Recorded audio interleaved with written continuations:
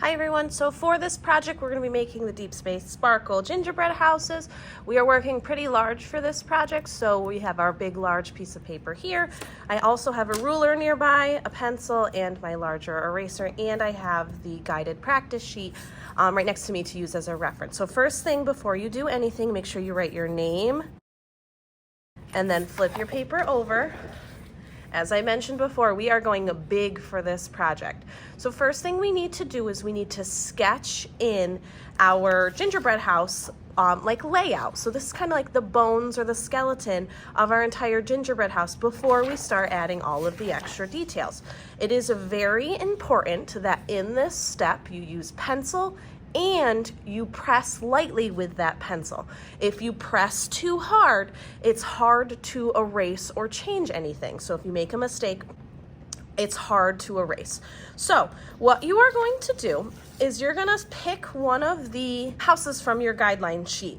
And what you can do is you can mix and match, but to start, every single house has a square bottom, so we need to get that in first. Now, if you feel comfortable freehanding this, which means just drawing it with your hand, you can, or if you need to use your ruler, we have these just to get our straight edges.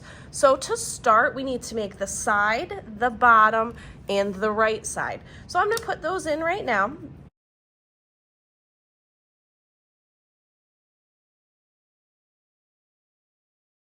Perfect, so there is my square. Now if you do make a mistake, just erase and adjust. What I also did is I left a border around this shape, this square shape, so that there's room for my roof and there's room for anything that I want to put on the sides. So next what you have to do is you need to pick your roof.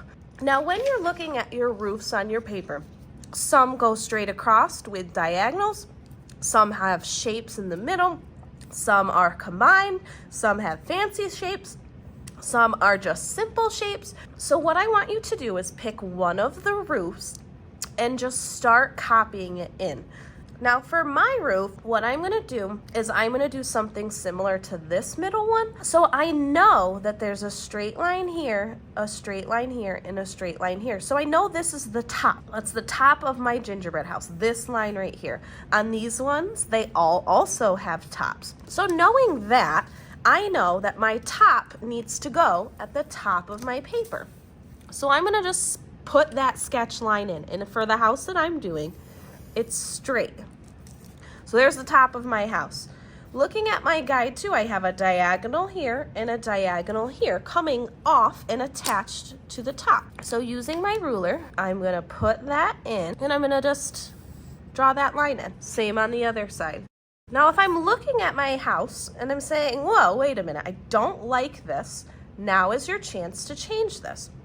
I know I have two straight lines here, so I'm gonna put those straight lines in here.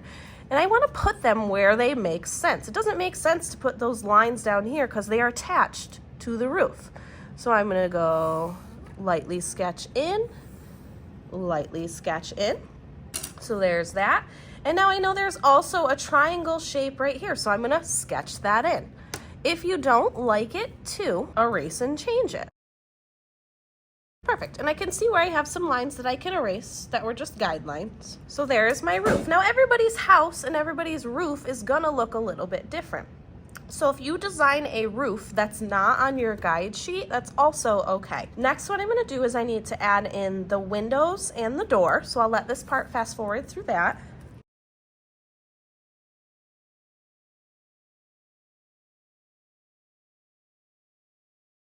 Perfect, so my basic outline of my house is in. All I did was add lines and shapes to create my windows and my door. This is just the bare minimum, the bones of our skeleton of our gingerbread house. So next what we wanna do is we wanna start adding our details. Now if you flip your sheet over, you'll see all of these designs that you can copy. So we have different shingles which go on the roof. We have wreaths and trees and door designs and window designs and candy designs and just decoration designs that can be added anywhere into your gingerbread house. So I'm going to work slowly and lightly to start adding all of those details and those designs in. Remember, if you don't like something, just erase it because you're working lightly. Also keep in mind you don't want to do too much because gingerbread houses are pretty simple. So I'll let this part fast forward so you can see the details I add to my house.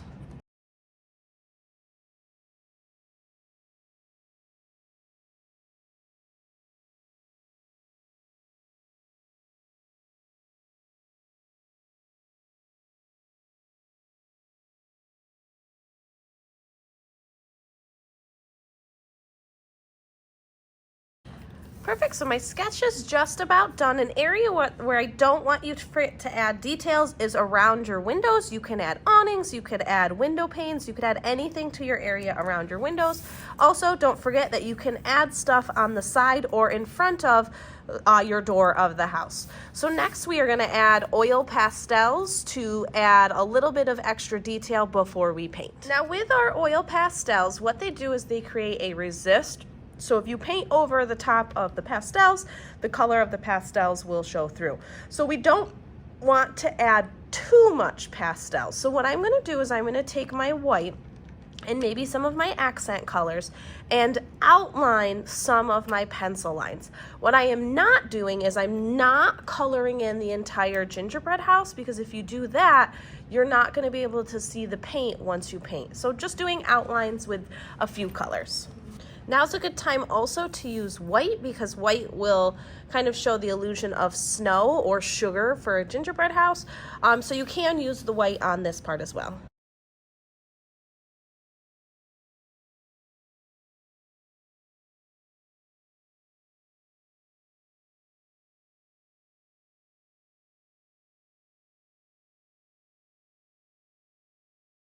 Perfect, so my outlines are done. Next we are going to add watercolor. One thing I want to mention is if you do like press or touch the oil pastels, they may smudge. So just keep that in mind. I smudge a little bit here on accident.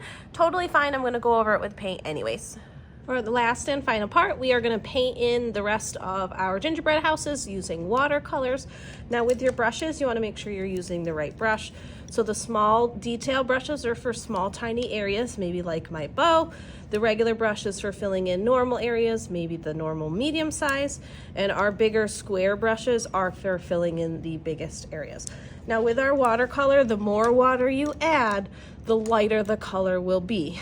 The less water you add, the brighter the color will be. So keep that in mind when you're painting. Now because it is a gingerbread house, I am going to paint the house brown, but if you feel like you need to paint it any other color, just keep that in mind when you're filling it in. What you'll notice too when I'm painting is that the water from the watercolor will not go where there is oil pastel. So I'm painting over this part right here, but there's white oil pastel, so it's kind of resisting a little bit, which is exactly what we want. So keep in mind if your paint does not stay on the page, there's probably oil pastel underneath it.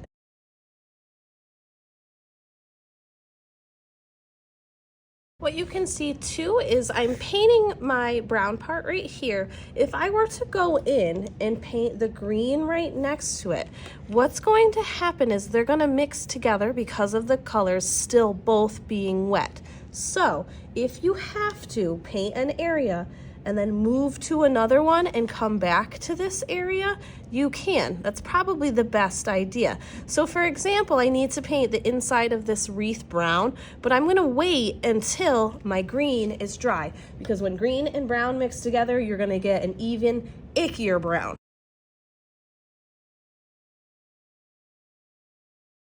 In my roof too, you can see where the oil pastel is resisting the black paint. So you can see where I did all of these detail lines with that oil pastel, but it's not, or it's showing through because of the black paint.